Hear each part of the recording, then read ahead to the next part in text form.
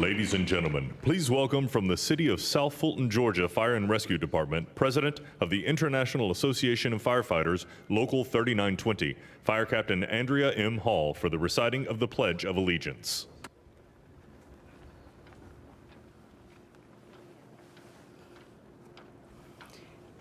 I pledge allegiance to the flag of the United States of America and to the republic for which it stands, one nation, under God, indivisible, with liberty and justice for all.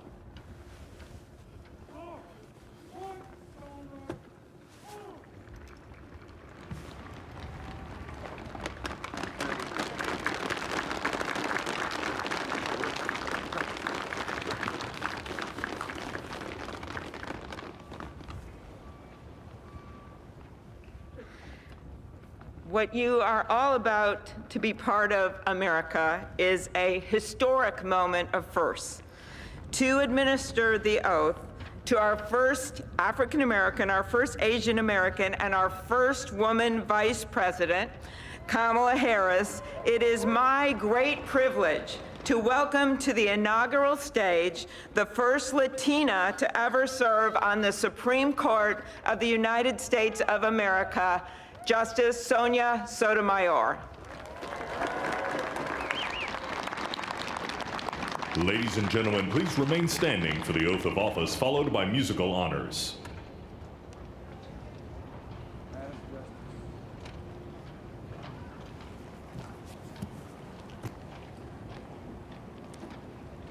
Please raise your right hand and repeat after me.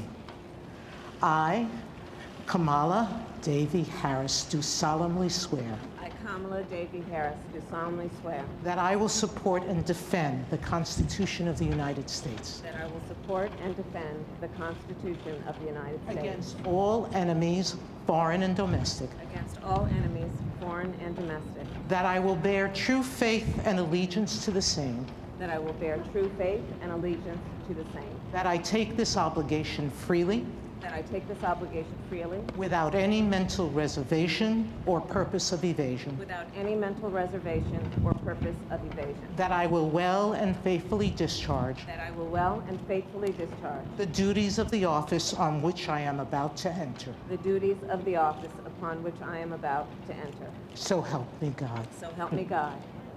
All right.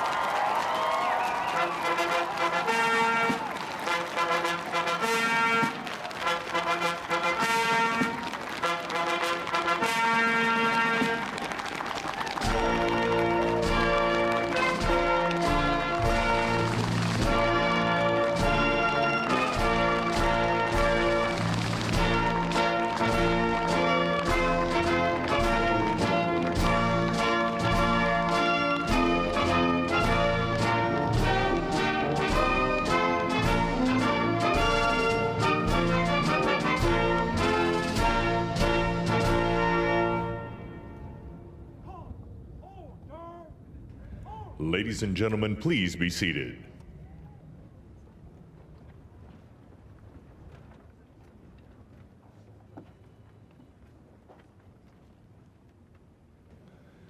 Please welcome Jennifer Lopez to perform This Land Is Your Land and America the Beautiful, accompanied by members of the President's Own United States Marine Band.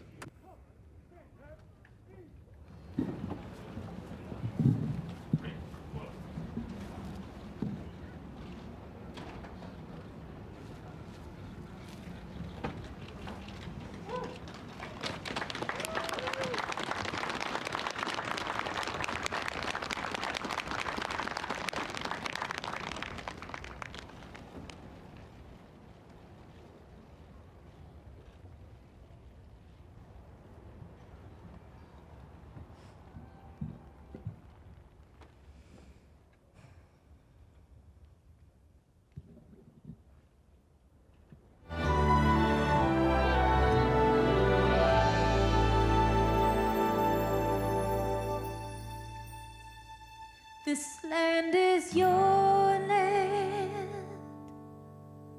This land is my land. From California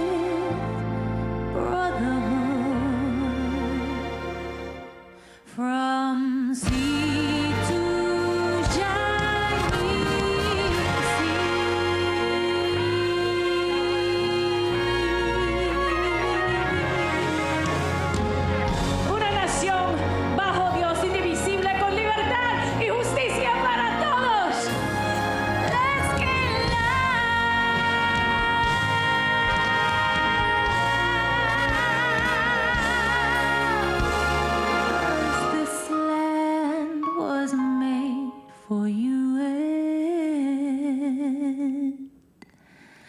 me.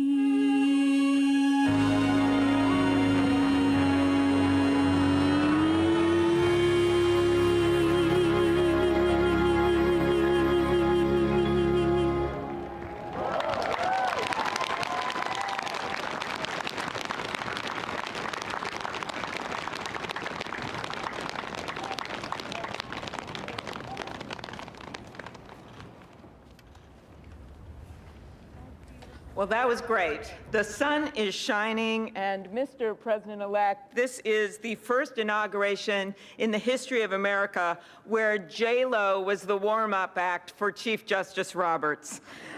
With that, it is now my distinct honor to introduce the Chief Justice of the Supreme Court of the United States, John Roberts, to administer the presidential oath to the next President of the United States, Joseph R. Biden.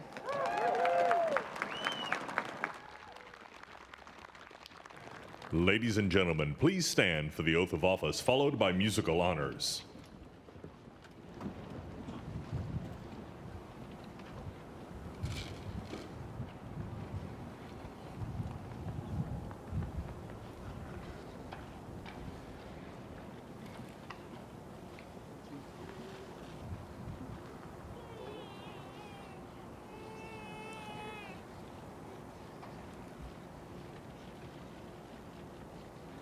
Please raise your right hand and repeat after me. I, Joseph Robinette Biden, Jr., do solemnly swear I, Joseph Robinette Biden, Jr., do solemnly swear that I will faithfully execute that I will faithfully execute the office of President of the United States the office of President of the United States and will, to the best of my ability, and will, to the best of my ability, preserve, protect, and defend preserve, protect, and defend the Constitution of the United States. the Constitution of the United States. So help you God. So help me God. Congratulations, Mr. Thank you. President.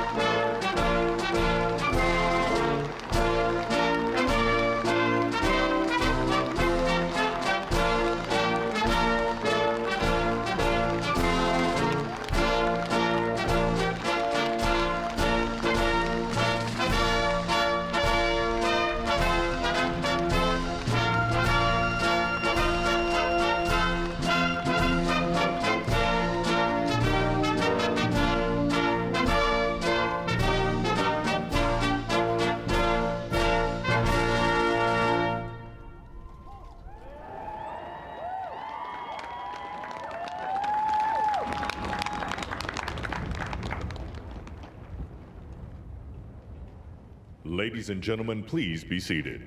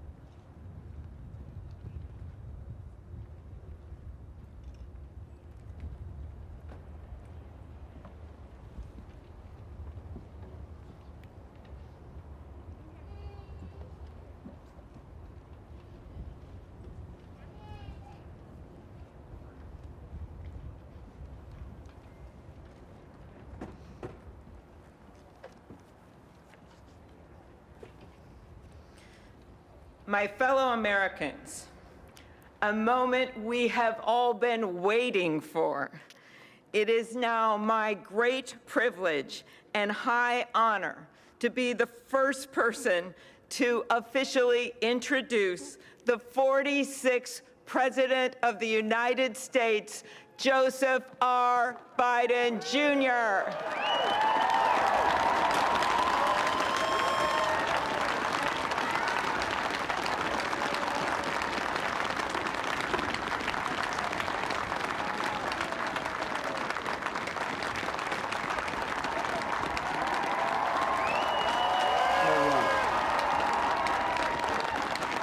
Chief Justice Roberts, Vice President Harris,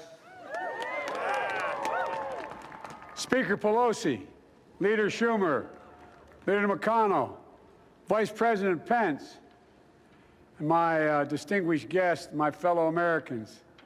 This is America's day. This is democracy's day, a day of history and hope, of renewal and resolve. Through a crucible for the ages, America has been tested anew, and America has risen to the challenge. Today, we celebrate the triumph not of a candidate, but of a cause, the cause of democracy. The people, the will of the people, has been heard, and the will of the people has been heeded. We've learned again that democracy is precious. Democracy is fragile. And at this hour, my friends, democracy has prevailed. So now, on this hallowed ground where just a few days ago, violence sought to shake the Capitol's very foundation, we come together as one nation, under God, indivisible, to carry out the peaceful transfer of power as we have for more than 2 centuries. As we look ahead in our uniquely American way, restless, bold, optimistic, and set our sights on the nation we know we can be and we must be. I thank my predecessors of both parties for their presence here today. I thank them from the bottom of my heart. And I know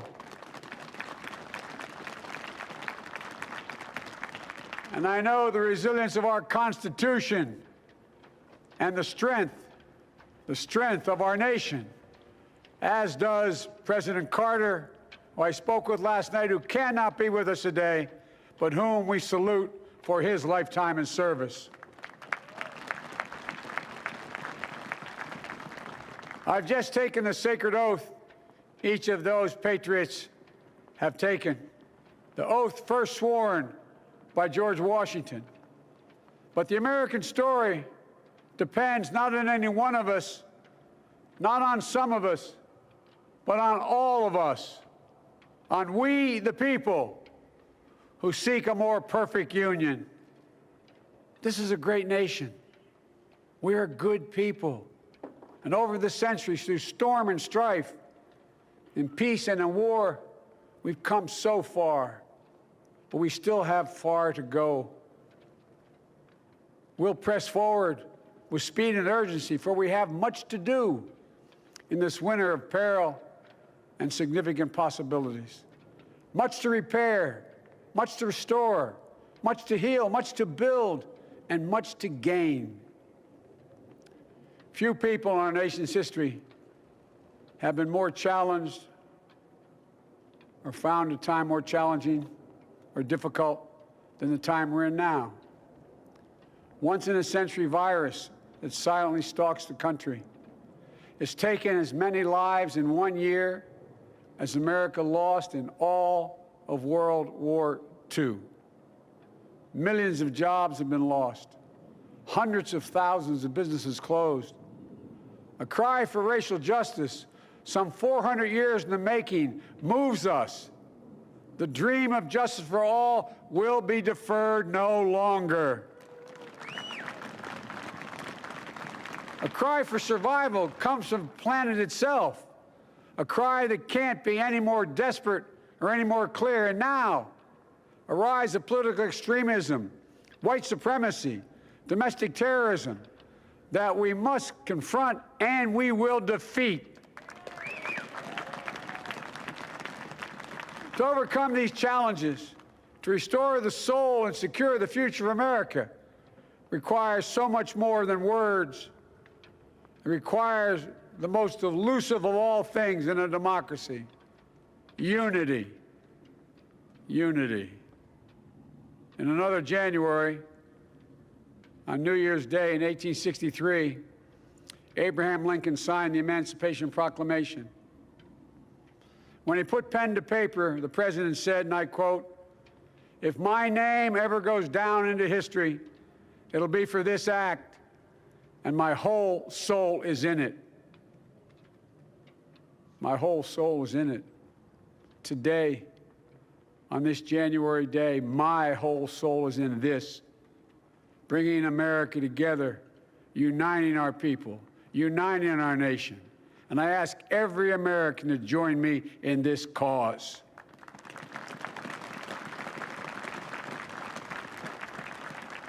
Uniting to fight the foes we face: anger, resentment and hatred, extremism, lawlessness, violence, disease, joblessness, and hopelessness. With unity, we can do great things, important things. We can right wrongs. We can put people to work in good jobs. We can teach our children in safe schools. We can overcome the deadly virus. We can reward work and rebuild the middle class and make health care secure for all. We can deliver racial justice, and we can make America once again the leading force for good in the world. I know speaking of unity can sound to some like a foolish fantasy these days. I know the forces that divide us are deep and they are real. But I also know they are not new. Our history has been a constant struggle between the American ideal that we're all are created equal and the harsh, ugly reality that racism, nativism, fear, demonization have long torn us apart. The battle is perennial, and victory is never assured. Through Civil War, the Great Depression, World War, 9/11, through struggle, sacrifice, and setbacks, our better angels have always prevailed. In each of these moments, enough of us have come together to carry all of us forward. And we can do that now. History, faith, and reason show the way of unity. We can see each other not as adversaries, but as neighbors. We can treat each other with dignity and respect. We can join forces, stop the shouting, and lower the temperature. For without unity, there is no peace, only bitterness and fury. No progress, only exhausting outrage. No nation, only a state of chaos. This is our historic moment of crisis and challenge, and unity is the path forward. And we must meet this moment as the United States of America. If we do that, I guarantee you we will not fail. We have never, ever, ever, ever failed in America when we've acted together. And so today, at this time, in this place, let's start afresh, all of us. Let's begin to listen to one another again, hear one another, see one another, show respect to one another. Politics doesn't have to be a raging fire, destroying everything in its path. Every disagreement doesn't have to be a cause for total war. And we must reject the culture in which facts themselves are manipulated and even manufactured.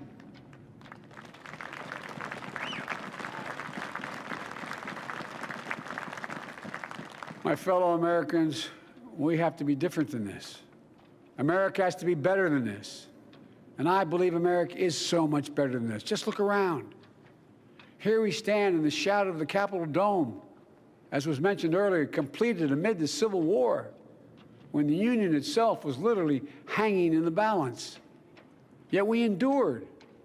We prevailed. Here we stand, looking out on the great mall where Dr. King spoke of his dream. Here we stand where 108 years ago, at another inaugural, thousands of protesters tried to block brave women marching for the right to vote. And today, we mark the swearing in of the first woman in American history elected to national office, Vice President Kamala Harris. Don't tell me things can't change. Here we stand, across the Potomac from Arlington Cemetery, where heroes who gave the last full measure of devotion rest in eternal peace. And here we stand, just days after a riotous mob thought they could use violence to silence the will of the people, to stop the work of our democracy, to drive us from this sacred ground.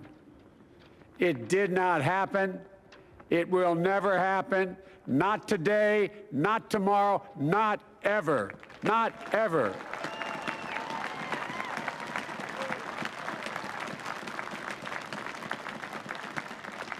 To all those who supported our campaign, I'm humbled by the faith you've placed in us. To all those who did not support us, let me say this. Hear me out as we move forward. Take a measure of me and my heart. And if you still disagree, so be it. That's democracy. That's America. The right to dissent peaceably within the guardrails of our republic is perhaps this nation's greatest strength. Yet hear me clearly. Disagreement must not lead to disunion. And I pledge this to you. I will be a president for all Americans. All Americans. And I promise you, I will fight as hard for those who did not support me as for those who did.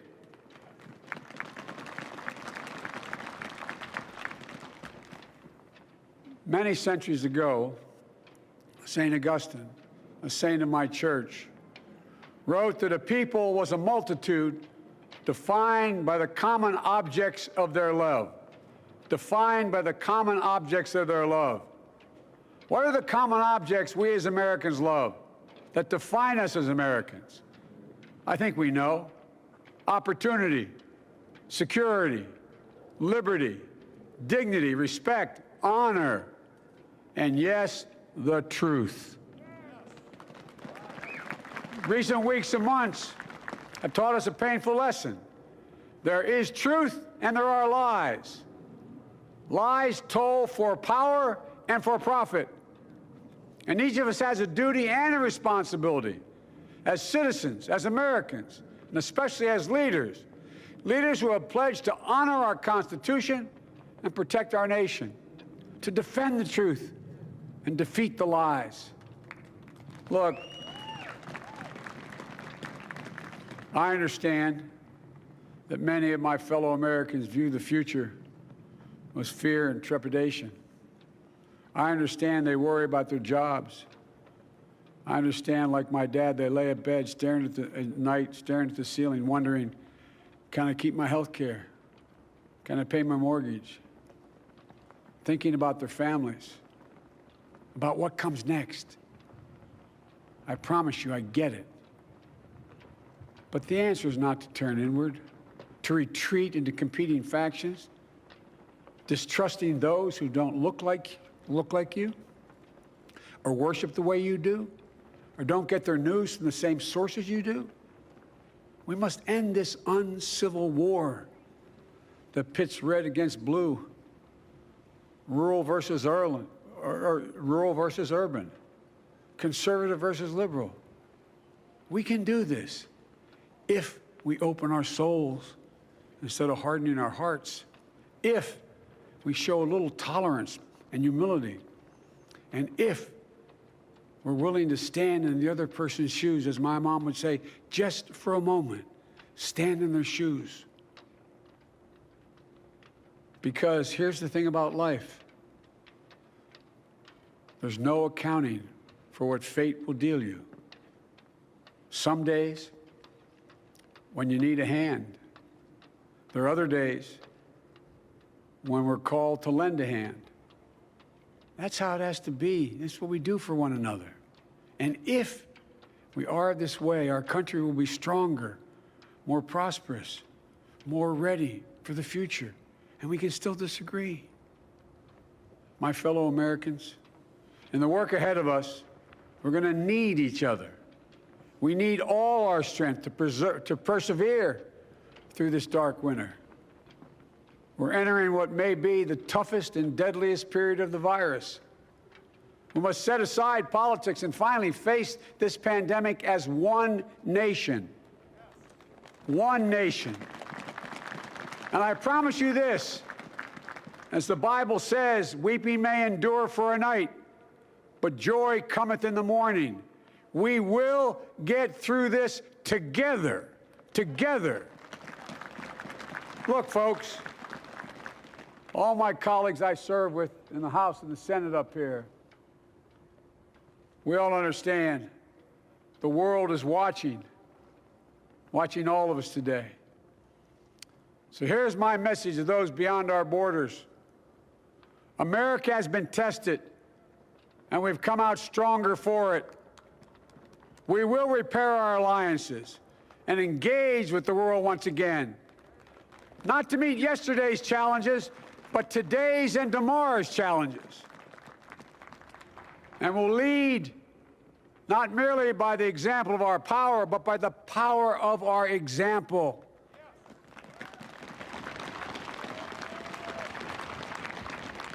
We'll be a strong and trusted partner for peace, progress, and security.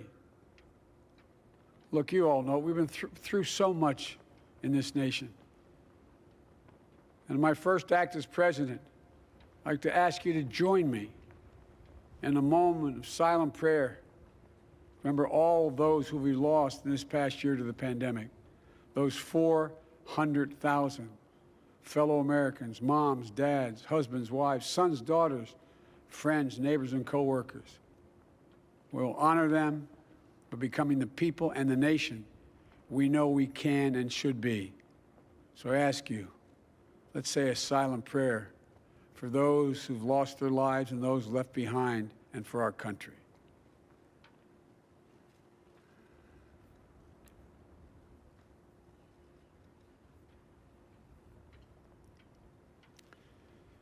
Amen. Folks, this is a time of testing.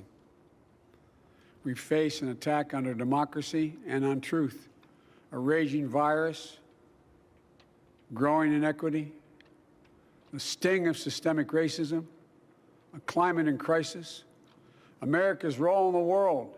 Any one of these would be enough to challenge us in profound ways. But the fact is, we face them all at once, presenting this nation with one of the gravest responsibilities we've had. Now we're going to be tested. Are we going to step up, all of us? It's time for boldness, for there's so much to do. And this is certain. I promise you, we will be judged, you and I, by how we resolve these cascading crises of our era. We will rise to the occasion is the question. Will we master this rare and difficult hour? Will we meet our obligations and pass along a new and better world to our children? I believe we must. I'm sure you do as well. I believe we will. And when we do, we'll write the next great chapter in the history of the United States of America, the American story. A story that might sound something like a song that means a lot to me. It's called American Anthem. There's one verse that stands out, at least for me, and it goes like this. The work and prayers of century have brought us to this day. What shall be our legacy? What will our children say? Let me know in my heart when my days are through. America, America, I gave my best to you. Let's us add our own work and prayers to the unfolding story of our great nation. If we do this, then when our days are through, our children and our children's children will say of us, They gave their best. They did their duty. They healed a broken land. My fellow Americans, I close the day where I began, with the sacred oath. Before God and all of you, I give you my word. I will always level with you. I will defend the Constitution. I'll defend our democracy. I'll defend America. And I'll give all of you, keep everything I do in your service, thinking not of power, but of possibilities, not of personal interest, but the public good. And together, we shall write an American story of hope, not fear, of unity, not division, of light, not darkness, a story of decency and dignity, love and healing, greatness and goodness. May this be the story that guides us, the story that inspires us, and the story that tells ages yet to come that we answered the call of history. We met the moment. Democracy and hope, truth and justice did not die on our watch, but thrived. That America secured liberty at home and stood once again as a beacon to the world.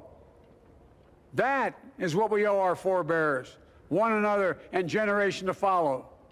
So, with purpose and resolve, we turn to those tasks of our time, sustained by faith, driven by conviction, and devoted to one another and the country we love with all our hearts.